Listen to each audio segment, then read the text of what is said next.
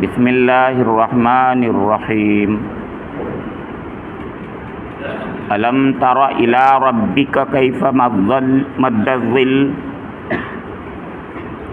ولو شاء لجعلہ ساکنا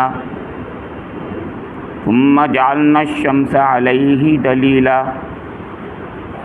ثم قبضناہ الینا قبضا یسیرا وهو الذي جعل لكم الليل لباسا والنوم سباتا وجعل النهار نشورا وهو الذي أرسل الرياح بشرا بين يدي رحمته وأنزلنا من السماء ماء طهورا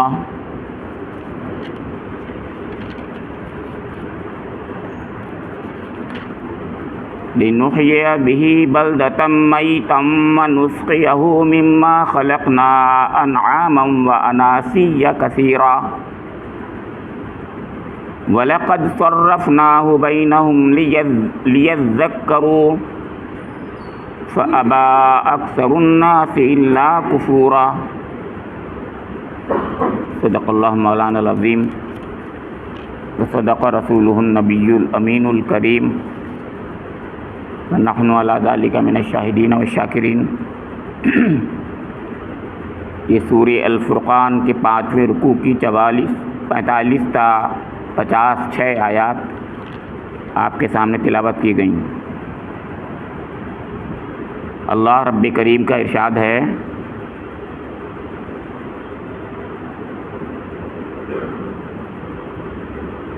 تم نے دیکھا نہیں کہ تمہارا رب کس طرح سایہ پھیلا دیتا ہے، اگر وہ چاہتا تو اسے دائمی سایہ بنا دیتا۔ ہم نے سورج کو اس پر دلیل بنایا، پھر جیسے جیسے سورج اٹھتا جاتا ہے ہم اس سائے کو رفتہ رفتہ اپنی طرف سمیٹتے چلے جاتے ہیں،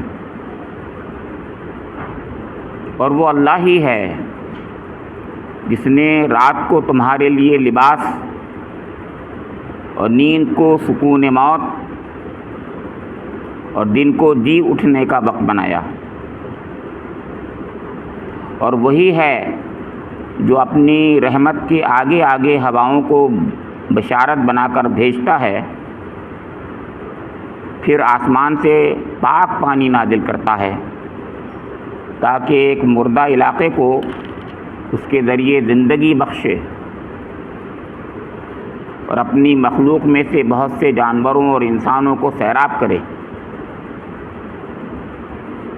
اس کرشمے کو ہم بار بار ان کے سامنے لاتے ہیں تاکہ وہ کچھ سبق لیں،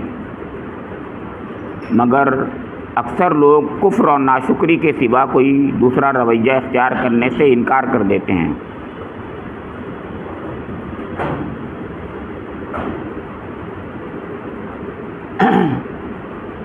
یہ آیات سورہ الفرقان کی ان آیات کے بعد میں ہیں جبکہ اللہ رب کریم نے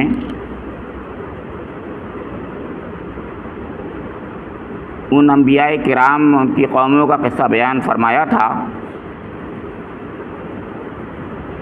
جن کے بارے میں، یعنی انبیاء کرام کے بارے میں مخالفین نے، مشرکین عرب نے، مخاطبین نے، ہر زمانے کے جو اسلام کے مخالف ہوتے ہیں وہ یعنی رسالت پر خاص طور سے شکوک و شبہات، رسولوں پر جس طریقے کا شک کرتے ہیں اس تعلق سے بات فرمائی تھی۔ اس سے پہلے کی آیات اور تھیں، شروع ہی سے جو آئی تھیں اس میں توحید کی بات بھی تھی۔ فرقان کی آیت پہلے ہی سے جو ہے اس کو یہ بتاتی ہے کہ یہ سورہ حق و باطل کی تمیز بن کر آئی ہے، تو اس کے اندر توحید کے دلائل تھے شروع میں، پھر اس کے بعد رسولوں کے تعلق سے ان کے اعتراضات تھے کہ یہ انسان ہیں تو رسول نہیں ہو سکتے، یہ کھاتے ہیں پیتے ہیں بازاروں میں جاتے ہیں لہذا یہ رسول نہیں ہو سکتے. اور ہم جب تک نہیں مانیں گے جب تک کہ ان کے ساتھ میں کوئی فرشتہ نہ آ جائے اور وہ خاص طور سے ڈرائے ہمیں کہ یہ اللہ کے رسول ہیں، اور یا خدا نعوذ باللہ اللہ تعالیٰ خود آ جائے اور وہ ہمیں خود بتائے آ کر کے کہے کہ یہ جو ہیں رسول ہیں میرے. اس قسم کی بہت ہی جاہلانہ قسم کے متکبرانہ قسم کے اعتراضات تھے ان کے. اس کے جواب آ چکے ہیں، لیکن اللہ تعالیٰ کا معاملہ عجیب ہے. اسی لیے میں نے بات شروع جو کی ہے وہ رب کریم کے کلمے کے ساتھ میں کہی تھی. میں نے کہا رب کریم کا ارشاد گرامی ہے، اس میں یہ آج خاص بات تھی، لطیف انداز کہ اللہ رب کریم ایسا ہی ہے کہ اس کا کرم کبھی تھکتا نہیں ہے. وہ ہر وقت ہر حال میں اپنے بندوں کو جو ہے پوری طریقے سے مطمئن کرنا چاہتا ہے، مطمئن کرتا ہے. اگر وہ حقیقت میں سمجھنا چاہیں تو سمجھاتا ہے، اور اتنے انداز سے سمجھاتا ہے، اتنے طریقوں سے سمجھاتا ہے کہ اس میں کوئی کمی نہیں رہتی. تو جیسے کہ پہلے واقعات کی شکل میں، تاریخی واقعات کی شکل میں بات تھی، اس سے پہلے توحید کی نشانیوں کی شکل میں بات تھی، تو آج کی آیات آفاقی نشانیوں کی شکل میں بات پیش کر رہی ہیں. یعنی ان کے سوالوں کا جواب آفاقی نشانیوں میں دیا جا رہا ہے. آفاق کسے کہتے ہیں؟ ہمارے اوپر جو افق ہے، آسمان کے کنارے ہوتے ہیں، اس کو افق کہتے ہیں. تو زمین کے اوپر جو چیز ہے، عالم بالا ہے، اوپر کی طرف جو حصہ ہے، وہ سارا جو نظر آدمی دیکھتا ہے وہ آفاق ہوتا ہے. تو آفاقی نشانیاں کون سی ہیں؟ جو زمین سے ہٹ کر اوپر والی، جو ہماری آنکھوں کو اوپر دیکھنے پر نظر آتی ہیں، وہ آفاقی نشانیاں ہوتی ہیں. ایک دوسری نشانیاں ہوتی ہیں انفس کی نشانی کہلاتی ہیں، جو ہمارے اندر خود ہم اپنے جھانکیں تو ہمیں اپنے جھانکنے کے بعد کچھ نظر آتا ہے، اسے انفس کی نشانیاں کہا جاتا ہے. تو یہاں ہم اپنے سائنس کے میدان میں جو کہتے ہیں، ایک تو ہم ہوتے ہیں اپنے سسٹم، اور ایک اس کا سراؤنڈنگ ہوتا ہے. تو ایک ہم ہوتے ہیں یا سسٹم ہوتا ہے، اور اس کا سراؤنڈنگ کو آفاق کہتے ہیں. یہ دوسرا آفاق کا ایک پہلو ہوا. تو ہمارے ارد گرد جو کچھ بھی ہے وہ سب آفاق ہے. ایک ہم ہیں خود، اس کی بات جب آتی ہے وہ انفس کی بات ہوتی ہے. ایک اس کے بعد ہم سے ہٹ کر کی جو بات ہوتی ہے بیرون سے، تو وہ آفاق کی بات ہوتی ہے. اللہ تعالیٰ جو ہے اس کائنات میں نہ صرف انبیاء کرام کو بھیجتا ہے اور بھیجتا رہا ہے، بلکہ اس سے بھی پہلے اس دنیا میں اللہ تعالیٰ نے ایک اور انتظام کیا ہوا ہے کائنات بنا کر کے. کائنات اس کی کتاب جو ہے، اللہ تعالیٰ کی کتاب، وہی یہ مطلوع جس میں ہوتی ہے، تلاوت کی جانے والی وہی ہوتی ہے، ان کو سپورٹ کرنے کے لیے اللہ تعالیٰ کائنات میں نشانیاں، یعنی یہ بھی آیتیں ہوتی ہیں، اس کو کہتے ہیں آیتیں. ورس مانے آیت، یہ بھی سائنس ہیں، یہ بھی ورسز ہیں. اس ورس کو دوسرے اسکرپچر میں جب ہوتا ہے تو ورس بن جاتی ہے وہ چیز، اور جب یہ چیز باہر ہوتی ہے تو اسے سائنس کہتے ہیں، SIGNS، سائنس. تو یہ سائنس ہیں. تو کتاب ہماری قرآن پاک یہ بک آف سائنس ہے. تو اللہ تعالیٰ نے ان رسولوں کے سپورٹ کے لیے، یا یوں کہ یہ اللہ تعالیٰ کا کرم، جسے میں کہہ رہا ہوں کرم یہ ہے کہ ایک طریقے سے نہیں، اس نے جنہیں کتنے طریقوں سے ہماری ہدایت کے سامان کیے ہوئے ہیں. تو پہلے اس نے اس ہدایت کا سامان کیا تھا جو کائنات میں، سارے کائنات میں، اس کائنات کو ایسا بنایا تھا کہ جو اس کی ہر چیز جو ہے وہ اشارہ کر رہی تھی کہ کائنات کا بنانے والا ہے، ایک ہے، وہ رحیم ہے، وہ کریم ہے. سمجھ رہے آپ کے؟ اور مرنے کے بعد زندگی ہونی چاہیے، اور سسٹم آف گائیڈنس ہونا چاہیے. جسے رسالت کہہ رہا ہوں میں، یہ تمہارے گویا رسالت اور آخرت اور توحید کی نشانیوں کے لیے، اور اللہ رب کریم کی اسماء حسنہ کو سپورٹ کرنے کے لیے، بتانے کے لیے اللہ تعالیٰ نے کائنات میں نشانیاں پھیلا دیں. یہ ہے وہ بات جو بتانی. اب وہ جو سوال کر رہے تھے تو ان سے یہ کہا جا رہا ہے کہ تم اگر ہمارے رسول کی بات نہیں مان رہے اگر، تو کم سے کم آنکھیں کھول کر اس کائنات کو دیکھ لو نا. ٹھیک ہے تمہیں ہمارے رسول سے ناراضگی ہوگی کسی وجہ سے، تو مگر تم اس دنیا سے کیوں ناراض ہو؟ دنیا سے ناراضگی تو تم خود اپنے لیے موت کا سامان کر رہے ہو، اپنے لیے نقصان کا باعث بن جائے گی وہ، کیونکہ تم اگر اس کائنات میں کچھ گڑبڑ کرو گے اس کا نقصان تمہارے اوپر آئے گا براہ راست۔ وہ نظر نہیں آتا تمہیں کہ رسول کا بھی اگر تم انکار کرو گے تو اس کا بھی نقصان یہی ہوتا ہے، مگر وہ نقد نہیں ہے، وہ قرض ہے ذرا، وہ مرنے کے بعد نظر آئے گا زیادہ۔ ہاں کبھی کبھی یہاں بھی آتا ہے، عذاب کی شکل میں آ جاتا ہے جب حجت تمام کر دیتا ہے رسول۔ تو گویا اس دنیا میں بھی رسولوں کے انکار کرنے پر بھی آتا ہے، اور اس کائنات کی جو نشانیاں ہیں اس کا انکار کرنے پر یا اس کے ساتھ میں چھیڑخانی کرنے پر فساد مچتا ہے تو وہ بھی نقصان اٹھاتا ہے انسان۔ یہ ساری کی ساری کائنات ایسے ہی ہے۔ یہ بتا دوں آپ کو، میں آج پھر آپ کے سامنے ایک بات کہہ رہا ہوں بس سمپل سی، کہ یہ جو ہم کہتے ہیں بیماری آ گئی، کبھی ہم نے سوچا ہے بیماری کیوں آئی؟ یہ تو ہم سب جاتے ہیں مذہبی میدان میں کہ اللہ تعالیٰ کا کرم ہوتا ہے، وہی ساری اللہ تعالیٰ کا امتحان ہوتا ہے اور اس کے بہت سے پہلو ہیں، لیکن آپ اس دنیا کے اگر پیمانوں سے دیکھیں، ڈاکٹر سے پوچھیں اگر تو کیا بتائے گا؟ بتائیے آپ مجھے۔ وہ کہے گا آپ نے یہ کیا تو ایسا اس لیے ہوا۔ یعنی اس دنیا میں اس کائنات کا ایک نظام ہے، اس میں جو تم گڑبڑ کرو گے اس کا نتیجہ تمہیں یہی ملتا ہے۔ ڈاکٹر یہی بول رہا ہے نہیں بول رہا ہے، ایسا ہی ہوتا ہے۔ یعنی یہ قوانین فطرت ہیں اس دنیا میں، تو ہم جو کچھ گڑبڑ کرتے ہیں ڈاکٹر بتایا تھا آپ نے یہ کیا، بد پرہیزی کی، یہ کیا وہ کیا، اس لیے ایسا ہو رہا ہے۔ تو اس کا مطلب یہ کائنات میں بھی ایسے ہی ہو رہا ہے۔ یہ کیوں ہو رہا ہے؟ اس لیے ہو رہا ہے کہ اس بڑے حساب کتاب کے لیے اللہ تعالیٰ تیار کرتا ہوتا ہے ہمیں، کہ تم جب یہاں نقصان اٹھاتے ہو، غلط کام کرتے ہو، تو تھوڑا سا غلط کام کرتے ہو، یعنی کوئی غلط کام ایسا جس کو بد پرہیزی کہتے ہیں ہم، تو بیماری ہو جاتی ہے، تمہیں تکلیف اٹھانی پڑ جاتی ہے۔ تو وہ بڑی غلطی اگر تم کرو گے تو وہاں پر بڑا نقصان اٹھاؤ گے، یہ مطلب ہے اس کا صحیح۔ یہ مطلب یہ سپورٹ ہوئی نہیں ہوئی، تو یہ بھی آفاقی ایک نشانی ہے ہمارے لیے، سمجھ میں نہیں آتی ہمارے، لیکن بس ہم سورج، چاند، آسمان، زمین، بارش کو دیکھتے ہیں، اس کی طرف توجہ دلائی جا رہی ہے۔ فرمایا جا رہا ہے کہ آپ دیکھیے کیا کیا بات فرماتا۔ اب میں بھی یہ بتا دوں نشانیاں کیا کیا ہیں ذرا پہلے۔ ایک تو توحید کی نشانی ہے، رسالت کی نشانی ہے، آخرت کی نشانی ہے، 3 نشانی ہے، کیوں رسول یہی بات 3 کہتا ہوتا ہے۔ عقیدے کو مستحکم کرتا ہے، سب سے پہلے کہتا ہے 3 عقیدوں کو مانو، اور یہ کائنات بھی تینوں عقیدوں کو مستحکم کرنے کے لیے بنائی گئی ہے، سوچئے میری بات۔ پھر سب سے بڑی کائنات میں جو بڑی نشانی ہوتی ہے وہ اللہ کے اسماء حسنی کو سپورٹ کرنے کے لیے نشانی ہے ساری کی ساری، یعنی یا تو اللہ تعالیٰ کی ربوبیت کو، یا اللہ کی قدرت کو، یا اللہ کی حکمت کو، یا اللہ کی کوئی اور صفت جو ہے ایٹریبیوٹ جسے کہتے ہیں، اس کو سپورٹ کرنے کے لیے، اس کو افرم کرنے کے لیے یہ کائنات کی ہر نشانی ہوتی ہے کوئی نہ کوئی۔ آپ دیکھیں تو اللہ کی اسماء حسنی کو سپورٹ کرتی ہے، یا عقائد ثلاثہ 3 عقیدے جو ہیں ان کو سپورٹ کرتی ہیں، یہ تمام کائنات کی نشانیاں یہی کرتی ہوتی ہیں۔ ایک اور نشانیاں ہوتی ہیں جو آثار و واقعات کہتے ہیں جس کو ہم، وہ تاریخی واقعات ہوتے ہیں، وہ تو آپ جانتے ہیں، وہ رسالت کو خاص طور سے سپورٹ کرتے ہوتے ہیں، رسالت کو، اور اس کے علاوہ آخرت کو بھی کرتے ہیں، توحید کو بھی کرتے ہیں۔ تو یہ سب چیزیں تو ہر آیت تینوں عقیدوں کو اور اللہ کی اسماء حسنی کو سپورٹ کرتے ہوتے ہیں۔ اب دیکھیے کیسے کر رہے ہیں۔ پہلی آیت ہے الم تری الی ربک کیف مد الظل۔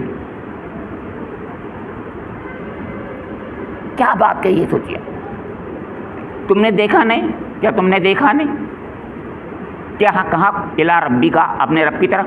جب اللہ تعالیٰ ہم کہتے ہیں اپنے رب کی طرف، اس کا مطلب ہوتا ہے رب کی قدرت کی طرف، رب کی ربوبیت کی طرف، رب کے اسماء حسنی کی طرف، رب کے شانوں کی طرف، شانیں جسے کہتے ہیں ہم، رب کی شانوں کی طرف نہیں دیکھا، رب کی نشانیوں کی طرف نہیں دیکھا، رب کے کائنات کی طرف نہیں دیکھا، یہ مطلب ہے الم تری۔ تو الی ربی کا، تو رب کو تو ایسے کوئی نہیں دیکھتا، لیکن عقل سے دیکھتا ہے، چشم بصیرت سے دیکھتا ہے، چشم بصارت سے تو نہیں دیکھتا، لیکن چشم بصیرت سے دیکھتا۔ اللہ تعالیٰ اسی طرف اشارہ کرتا ہے۔ دیکھیے سوچئے کیسے کرتا ہے، کہ مطلب ہم تمہارے سامنے اس طریقے سے تو نہیں آئیں گے جیسے تم کہہ رہے ہو ظالموں، تم نے یہ کہا اللہ ہمارے سامنے آ جائے، وہ ایسے نہیں آئے گا، بلکہ اپنی کائنات کی نشانیاں دکھائے گا تمہیں۔ کیونکہ سوال انہوں نے یہی کیا تھا خدا آ جائے، وہ آ کے کہے کہ یہ رسول ہیں، تو انہوں نے کہا بہت بڑی بات کہی، انہوں نے بہت تکبر کیا. اللہ تعالیٰ نے فرمایا بہت یعنی اپنے کو سمجھتے ہیں کیا ہیں یہ کہ اللہ تعالیٰ ان کے پاس آ کر کے ہم نے اپنے انبیاء کرام کو بھی نہیں، جب انہوں نے کہا تھا کہ ہم دیکھنا چاہتے ہیں تو ہم نے نہیں دکھایا، اور وہ دیکھ ہی نہیں سکتے. یہ آنکھ اس قابل نہیں ہے دنیا کی کہ اس کو دیکھ سکے.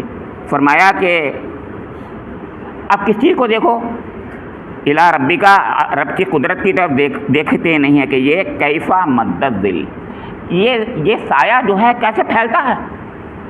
مد کہتے ہیں، مد و جزر سے آتا ہے یہ پھیلنا، گھٹنا بڑھنا.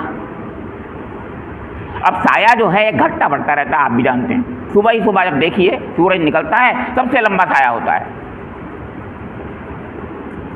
اب جیسے اٹھتا ہے، جیسے جیسے عروج کی طرف جاتا ہے سورج، اب سورج کو دلیل بتایا کہ سورج کو دلیل بنا دیا اس کا. اور اس سے زیادہ سائنٹیفک بات ہو ہی نہیں سکتی کوئی جو قرآن نے کہہ دی کہ سورج کو اس کے لیے دلیل بنا دیا. یعنی دلیل کہتے ہیں پائلٹ کو.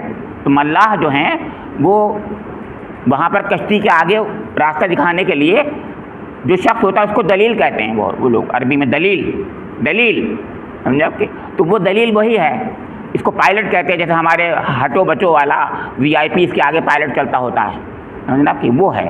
تو سورج کو یہ بتایا. اب سورج جو ہے تو جیسے اوپر اٹھتا ہے تو سایہ آپ جانتے ہیں چھوٹا ہوتا جاتا ہے، یہاں تک کہ بالکل اوپر ہو جائے اگر تو سایہ بالکل ختم ہو جاتا ہے. جہاں پر وہ بالکل خط اقتبا کے اوپر کا معاملہ ہے جہاں تک، تو بالکل سایہ گھٹ جاتا ہے. سایہ گھٹتا تو ہے ہی ہر جگہ، لیکن بالکل ختم ہو جاتا ہے وہاں پر جہاں خط اقتبا کا مسئلہ ہے. تو فرمایا کہ ولو شاء لجعلہ ساکنہ، اگر ہم چاہتے اس کو ساکن کر دیتے. یعنی جو گھٹتا بڑھتا ہے یہ، اب اس سے کیا پتہ چلا کہ میری قدرت میں تو یہ ہے کہ میں چاہتا تو ایسا کر دیتا، لیکن اس سے کیا ہوتا. اب یاد کریے جو میں نے کہا تھا کرم، میرے کرم کا تقاضا یہ تھا کہ تم مر نہ جاؤ.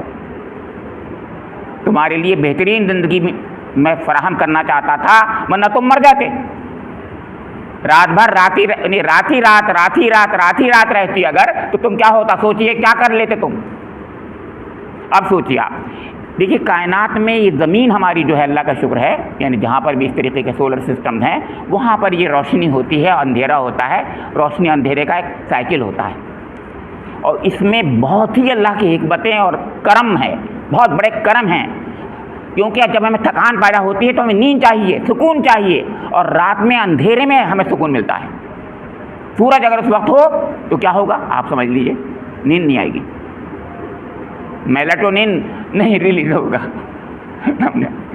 بہرحال خیر چھوڑیے ہو تو اب سکون سے نیند آنے کے لیے اندھیرا چاہیے. اب لیکن دن نہ ہو اگر تو ہم کچھ کام نہیں کر سکتے، تو کھائیں گے پیئیں گے کہاں سے. رزق چاہیے، ہمیں دوڑنا بھاگنا چاہیے، اس کے لیے روشنی چاہیے. تو کبھی دن اور رات، اور یہ سائیکل ہو رہا ہے، سائیکلک مینر میں ہو رہا ہے. تو کہا اگر ہم اس کو روک دیتے، رات قرآن میں ایک جگہ کہا ہے کہ اگر ہم رات ہی کر دیتے ہمیشہ ہمیشہ کے لیے، یا دن ہی دن رکھتے، تو تم بتاؤ کون لے کے آتا اس کو، اس کو کون تبدیل کرتا. تو یہ ہم نے اپنے کرم کا مظاہرہ کیا کہ دن اور رات دونوں کر رہے ہیں، سایہ گھٹا بھی رہے ہیں، بڑھا بھی رہے ہیں، ہر طریقے سے کر رہے ہیں. یہ سب کچھ تمہارے لیے کر رہے ہیں، تو پھر بھی تم شکر ادا نہیں کرتے.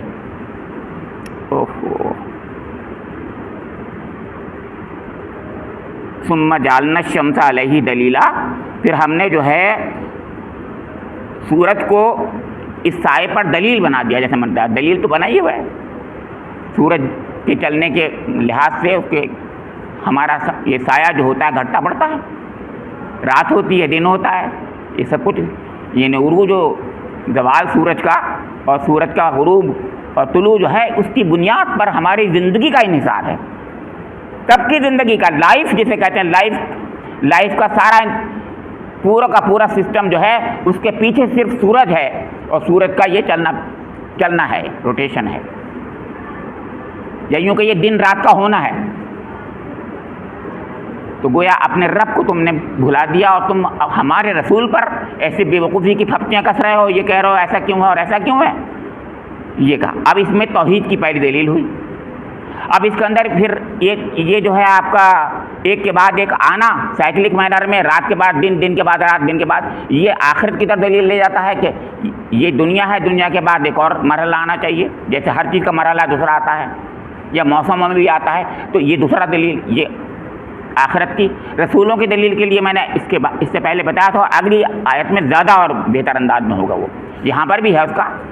تو فرمایا گیا یہ کہ اس میں دلیل بنایا ہم نے سورج کو، اب سورج کو دلیل بنایا رسالت کے لیے، یعنی جاہلیت کی اندھیریوں کے بعد آفتاب رسالت طلوع ہوا ہے، یوں کہیے آپ لوگ، ہے نہیں؟ ظلمت کدے دنیا میں، ظلمت کدے میں دنیا کے، اب آفتاب رسالت طلوع ہوا، تو اب سورج کی ضرورت اس کی ہے، اس لیے ہے اب اس میں رسالت کی دلیل بن گئی خود بخود، تو توحید کی دلیل بھی ہے اس کے اندر، رسالت کی دلیل بھی ہے اس کے اندر، آخرت کی دلیل بھی ہے اس میں، اللہ کی قدرت کی دلیل بھی ہے، اللہ کے اسماء الحسنی کی دلیل بھی ہے، سب دلیلیں ہیں ایک ساتھ۔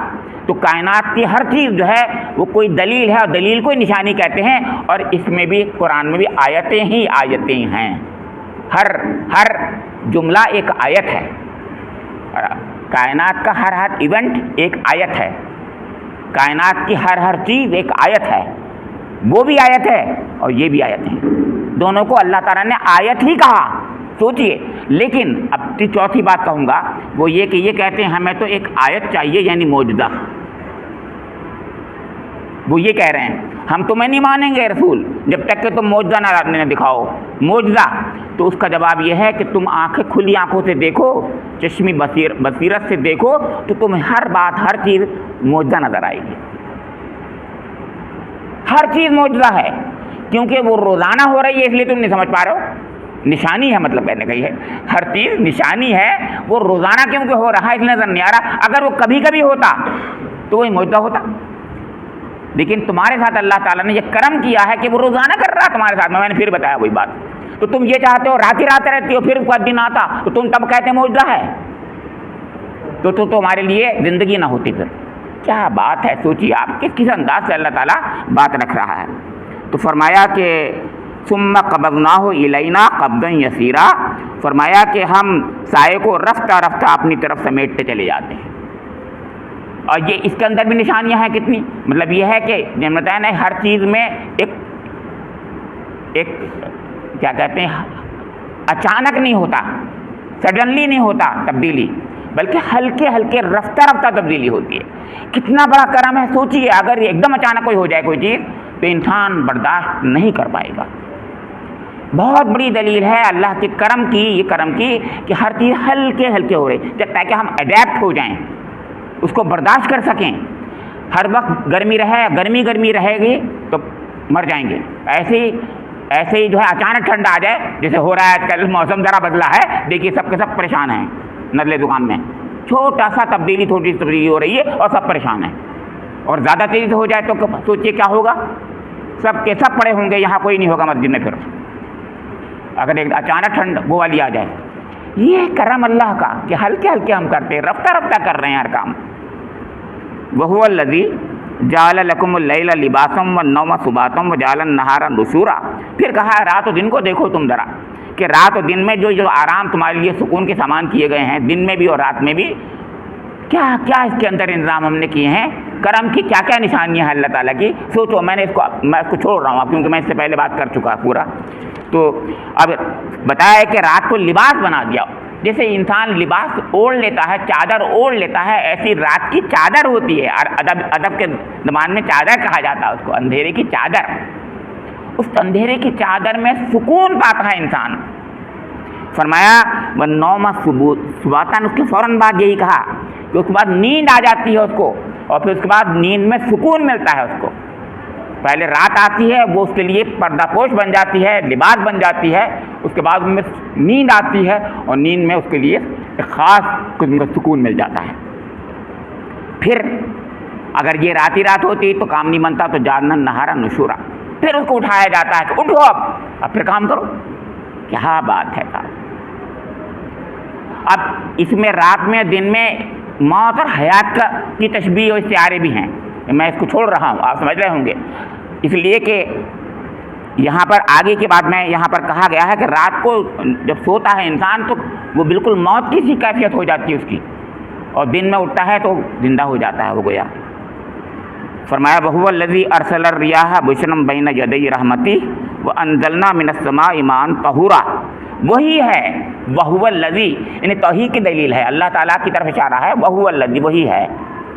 وہاں پہلے تو کہا الم تری الی ربک، باقاعدہ ربک کا لفظ بول دیا اللہ تعالیٰ نے۔ رب میں ربوبیت آتی ہے، یاد رکھیے گا، وہی محبت کا پہلو ہوتا ہے اس کے اندر، پروردگاری کا پہلو ہوتا ہے اس کے اندر۔ اب هو الذی کہہ کر کے پروناؤن میں کہہ دیا کہ وہ ہے، وہی تو ذات ہے۔ ارسل الریاح بشرم بین یدی رحمتی، اب میں یہاں بھی رحمتی کا ذکر کر رہا ہے، دیکھیے اللہ تعالیٰ کہ رحمت کا جب اس نے منصوبہ بنایا ہوتا ہے، رحمت کا کچھ سامان کرتا ہوتا ہے، اس سے پہلے بشارت بھیجتا ہے ہواؤں کی شکل میں۔ اب یہ ہوائیں کیسی کیسی ہوتی ہیں، ادبی لوگوں سے پوچھیے کبھی ہم نے آپ کے کیا کس قسم کی ہوا، نسیم سحری، میں کہہ رہا ہوں یہ تو بات جو حواس میں آتی ہے، نہیں، ادبی زبان میں سوچیے آپ کیا کیا اس سے پہلے بشارتیں لے کے آتی ہے۔ تو مگر دنیا میں بھی ایسی ہوتا ہے کہ بارش آنے سے پہلے ہلکی ہلکی ٹھنڈی ہوا ہوتی ہے، بہت خوبصورت، بہت پیاری سی ہوا آتی ہے، کہ مطلب پہلے سے وہ پائلٹ بن کے آتی ہے، یہ کہنا چاہ رہا ہوں، وہی دلیل بن کے آتی ہے پائلٹ بن کر کے، کہ آگے سے جیسے اس کے آگے ہوتا ہے پائلٹ چلتا ہوتا ہے، ایسی ہوا آتی ہے کہ بارش آنے والی ہے، کیا کہیں، تو لوگوں کے لیے بشارت کا سامان بن جاتی ہے ہوا وہ۔ پھر فرمایا پھر بارش ہوتی ہے، دیکھیں نا، بشرم بین یدی رحمتی، رحمت سے پہلے اس کے آگے آگے ہوا آتی ہے بارش آنے کے پہلے۔ پھر کیا ہوا، وَأَنزَلْنَا مِنَ السَّمَاءِ مَاءً طَهُورًا، اور پھر ہم آسمان سے ماء طہور، پاک پانی، طہور کے اندر دو باتیں ہوتی ہیں، یاد رکھیے، وہ خود بھی پاک ہوتی ہے وہ چیز جو طہور ہوتی ہے، اور دوسروں کو پاک کرنے کا ذریعہ بھی بنتی ہے وہ چیز۔ شراب طہور کون سی ہوگی؟ شراب وہ جو خود بھی پاک ہوگی اور دوسروں کو بھی پاک کر دے گی۔ طہور کا مطلب یہ ہوتا ہے فقہ کی زبان میں کہ خود بھی پاک ہو وہ اور دوسروں کی پاکی کا سبب بن جائے۔ پانی ہمارا اللہ تعالیٰ نے، یہ پانی جو ہے جو صاف پانی ہوتا ہے اس کو پاک بنایا ہی بنایا، اور یہ ہم اس سے کپڑے، ناپاک کپڑوں کو دھو لیتے ہیں، گندی چیزوں کو دھو لیتے ہیں، گندگی کو پاک کر دیتا ہے، ہر ناپاکی کو پاک کر دیتا ہے پانی۔ پانی سے بہتر کوئی اور چیز ہوتی ہی نہیں آپ ہمارے پاک، ایسا کرنے والی چیز ہے پانی، کتنی بڑی چیز ہے۔ اب اللہ تعالیٰ نے جس طریقے سے بتایا، اس کے مفسرین نے کتنے پیارے پیارے انداز میں بات کہی ہے، میں کیا بتاؤں آپ کو۔ اب گندگیاں ہوا اور فضا میں ہوتی ہیں، ایک مفسر کہہ رہے ہیں ہوتی ہیں پولوشن کی شکل میں، سمجھا، اور پانی برس کے سارا کا سارا کیمیکل پولوشن جو ہے نیچے آ جاتا ہے، ہوا صاف ہو جاتی ہے، کیا بات ہے۔ اب بتائیے، اب کوئی اور طریقہ آپ اختیار کر لیجئے، کر سکتے ہیں کوئی آپ ایسا جس سے صاف ہو جائے ہوا آپ کی فضا؟ بالکل، اتنی بہترین چیز ہے۔ اور اس کے علاوہ جو پتے گرد و غبار لگ گیا ہے پیڑوں کے، وہ صاف ہو جاتے ہیں بالکل۔ اور اس کے علاوہ ہر جگہ بالکل زمین میں ندی نالوں کے ذریعے سے جہاں گندگی ہیں وہ سب صاف پاک ہو جاتے ہیں۔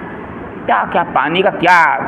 پھر ایک مفسر نے کہا کہ واٹر سائیکل کے ذریعے سے کیا کچھ ہو رہا ہے، آپ اس سے سوچیں۔ پھر یہ بتایا کہ پانی جو ہے چاہے کتنا ہی ناپاک کر دو تم، کتنا ہی گندا کر دو تم، میرا رب جو ہے، ہمارا رب جو ہے اس کو پاک کر کے پھر اوپر اٹھاتا ہے اور پھر پاک پانی ڈالتا ہے، نہیں ڈالتا۔ جیسے سمندر کا پانی نمکین ہوتا ہے، پاک تو ہے لیکن نمکین ہے، کیمیکلی وہ جو ہے اس کے اندر پولوشن ہے، کیمیکل کنٹامینیشن ہے، مگر اوپر جو اٹھتا ہے پانی بھاپ کے ذریعے، بھاپ کی شکل میں، وہ بالکل پیور پانی ہوتا ہے، صاف بالکل۔ تو اللہ کا نظام یہ ہے کہ اللہ تعالیٰ ہر چیز کو پاک کر رہا ہے، پاک کر، ہم ہیں گندا کیے جا رہے ہیں، خراب کیے جا رہے ہیں، اور اس کے باوجود وہ آگے بڑھتا چلا جا رہا ہے۔ تو فرمایا کہ انزلنا من السماء ماء طہورا، کیوں؟ لنحیی بہ بلدۃ میتا ونسقیہ مما خلقنا انعاما واناسیا کثیرا۔ فرمایا اس لیے کہ تاکہ زمین میں جو مردنی چھائی ہوئی ہے، زمین مردہ ہو چکی ہے، پانی اب برسا، اب لہلہا گئی زمین، گویا مردہ زمین تھی وہ زندہ ہو گئی۔ اب اسے آخرت کی طرف اشارہ ہے، یعنی جیسے مردے ہیں وہ سب جی اٹھیں گے اللہ کی کلمہ کن سے۔ یہ بھی کلمہ کن ہے، سمجھ میں نہیں آ رہا ہمارے، یہ بھی کلمہ کن سے ہو رہا ہے، یہ پانی کا واٹر سائیکل جو ہو رہا ہے یہ بھی کلمہ کن سے ہی ہو رہا ہے، سمجھ میں نہیں آ رہا ہے، وہاں بھی کلمہ کن سے ہو جائے گا، تو تم کیوں پوچھ رہے ہو ایسا کیسے ہو جائے گا؟ جب اللہ تعالیٰ کا نظام دنیا میں یہ کر رہا ہے، روزانہ ہو رہا ہے، ہر وقت ہو رہا ہے، ہر موسم میں نظر آ رہا ہے، تو پھر وہاں کیوں نہیں ہو سکتا کہ وہ کہے یقم باذن اللہ، اٹھ جا، اللہ کے اذن سے اٹھ جائے گا، کوئی بھی اٹھ جائے گا۔ تو فرمایا کہ اس تاکہ زندگی بخشے اور زمین کو زندہ کر دے، اور نسقیہ مما خلقنا انعامن، اور بہت سے مخلوق میں سے بہت سے جانور، انعامن و اناسیہ کثیرہ، انسانوں کو سیراب کرے۔ ایک مفسر نے اس میں یہ کہہ دیا کہ سب پانی جو سب کو ہی فائدہ پہنچاتا ہے، سیراب کرتا ہے، یہ کیوں کہا ہے کچھ اناسیہ کثیرہ؟ جواب دے رہے ہیں کہ کچھ جگہ ایسی ہوتی ہیں پہاڑوں پر جہاں پر قبائلی نہیں، وہ کیا کہتے ہیں آپ کے جو دوسرے لوگ ہوتے ہیں ہمارے ٹرائبل جو ہوتے ہیں، وہ بیچارے کبھی کبھی اتنی دور ہوتے ہیں، اتنے انٹیریئر میں ہوتے ہیں، اتنے دور ہوتے ہیں کہ ان کو بارش کا پانی ہی ان کے لیے بس سب سے زیادہ بہتر پانی ہوتا ہے، اور ہوتے ہی صاف پانی، اس میں دو رائے نہیں۔ تو خانہ بدوش سے بھی زیادہ اونچی بات کر رہا ہوں، وہ جو ہر وقت وہی والی ان کی بات جو کہہ رہے ہیں وہی کیا مطلب یہ ہے کہ جو قبائلی زندگی جو رہتے ہیں، شیڈول ٹرائبس جو کہلاتے ہیں، اس قسم کے لوگ، یہ بہرحال جو بھی ہیں وہ سب چیز سمجھ لیے، جو خانہ بدوش بھی صحیح ہے، اور آپ کے بدو بھی صحیح ہے، اور آپ کی بات بھی صحیح ہے۔ تو مطلب یہ جو آج یہاں کل وہاں پرسوں وہاں رہتے ہیں، اور پانی کے لیے بیچارے کیا انتظام کریں، مجھے بتائیے آپ کیسے کریں گے؟ ان کے لیے تو اللہ کا پانی ہی کام کرتا ہے کہ نہیں؟ اب وہاں سوچیے، خاص طور سے اس پرسپیکٹو میں جہاں کی بات ہو رہی ہے، جہاں پر قرآن پر بات نازل ہو رہا ہے، اب وہاں صحرا میں ہیں، جنگل میں ہے، بالکل گرمی کا زمانہ ہے، تو پیاس سے بری حالت ہے، جانور بھی مر رہے ہیں پیاس سے، اب اللہ کی بارش ہو گئی، اب دیکھیے آپ کیا ہوتا ہوگا، کیا سوچتے ہوں گے۔ یہ ہے وہ چیز، اس سے یہ اس پر توجہ دلائی جا رہی ہے، اس سے بہت سے لوگ سیراب ہوتے ہیں۔ اب وہاں پر خشک تھا بالکل، وہاں پر چھوٹے چھوٹے جو ہے تالاب بن جاتے ہیں پانی سے، پھر وہ پانی پیتے ہیں، اس سے ہوتا ہی ہے، ایسے ہی ہوتا ہے۔ یہ گڑھیاں جو ہوتی ہیں، پانی جو بنتا ہے ایسے چھوٹے چھوٹے، یہ سب اسی چیز سے ہوتا ہے۔ پانی بارش ہوتا تھا وہاں عرب میں، تو بالکل ایسے ہی ہوتا ہے۔ تو اللہ تعالیٰ فرما رہا ہے کہ ہم نے اس طریقے سے اپنے پانی کا انتظام کیسے تمہارے لیے کیا، سوچو تو تم کم سے کم۔ اور خاص طور سے ان لوگوں سے کہا جا رہا ہے جو لوگ اس کے امیڈیٹ فرسٹ اس کے جو ہے آپ کا آڈینس ہے۔ پھر فرمایا کہ وَلَقَدْ صَرَّفْنَاهُ بَيْنَهُمْ لِيَذَّكَّرُوا فَأَبَىٰ أَكْثَرُ النَّاسِ إِلَّا كُفُورًا۔ اور پھر یہ اللہ تعالیٰ فرما رہا ہے، اور آخری بات، یہ آخری آیت ہے، سوچئے کیا کبھی تم نے غور کیا کہ ہم نے کتنے طریقوں سے تمہیں بات سمجھائی ہے؟ میں یہی تو بتا رہا تھا، رسولوں کے ذریعے سے، واقعات کے ذریعے سے، آفاق کی نشانیوں کے ذریعے سے، کلام پاک کی آیات کے ذریعے سے، کتنے طریقوں سے۔ اور صرفنا میں ایک معنی نہیں ہے اس کے، صرفنا کے معنی بہت سے ہیں۔ ایک صرفنا جو ہے یہ سائیکلک مینر میں جو ہر بار موسمی تبدیلیاں ہوتی ہیں، وہ بھی صرفنا ہے، یہ مادی تصریف ہے۔ ایسی روحانی تصریف ہے اللہ تعالیٰ کی، یعنی کلام پاک میں بار بار مختلف طریقوں سے بات کرتا ہے اللہ تعالیٰ کا، یعنی ایک طریقے سے نہیں کہا۔ تصریف میں یہ خاص بات ہوتی ہے قرآن کی تصریف میں کہ بالکل ایک مونوٹونس انداز میں بات نہیں کرتا وہ، بلکہ بدل کے بات وہی ہے، کہنا وہی ہے، جیسے میں کہہ رہا ہوں۔ ایک نشانی کا سوال کیا ہے، نشانی دکھاؤ، اب اس کے لیے 10 طریقے سے اللہ تعالیٰ نے نشانی کی دلیل دے دی۔ تصریف یہی ہے، تصریف آیات ہے، تو 10 طریقوں سے، تنوع طریقے سے، مختلف طریقوں سے اللہ تعالیٰ سمجھاتا ہے۔ کیوں سمجھا رہا ہے؟ میرا رب ہے۔ رب کے معنی یہ بھی ہوتے ہیں کہ ہمارے لیے پروردگاری کا پورا بہترین مظاہرہ کر رہا ہے وہ، کہ میرا بندہ نہیں سمجھا ابھی، لو اب سمجھاؤں گا۔ آپ کا بچہ نہیں سمجھتا ہے تو آپ تھپڑ مار دیتے ہیں، میرا رب نہیں مارتا تھپڑ جب تک وہ خود یعنی حقیقت میں سنجیدگی سے پوچھتا رہتا ہے اللہ تعالیٰ سے، وہ بتاتا رہتا ہے، ناراض نہیں ہوتا۔ ہاں جب بالکل بدتمیزی پہ، تعصب پہ، ہر دھرمی پہ آ جاتا ہے تو تب بھی کچھ نہیں کرتا، رسولوں کو بھیجتا ہے، رسولوں کے ساتھ بھی بس ان کو پہلے وارننگ کرواتا ہے، پھر حجت تمام کرواتا ہے، تب جا کر کے پھر جو عذاب دیتا ہے۔ سوچا آپ نے کبھی؟ یہ ہے رب، یہ ہے کرم رب کریم کا ہمارے۔ تو یہ فرما رہا ہے اللہ تعالیٰ کہ تم میرے رسول کو نہیں مان رہے آج، سوچو تو کبھی تم کہ میں تمہارے ساتھ کتنا کرم کر رہا ہوں، تمہارے ساتھ کیا کیا معاملہ کر رہا ہوں، تو سوچو تم کبھی۔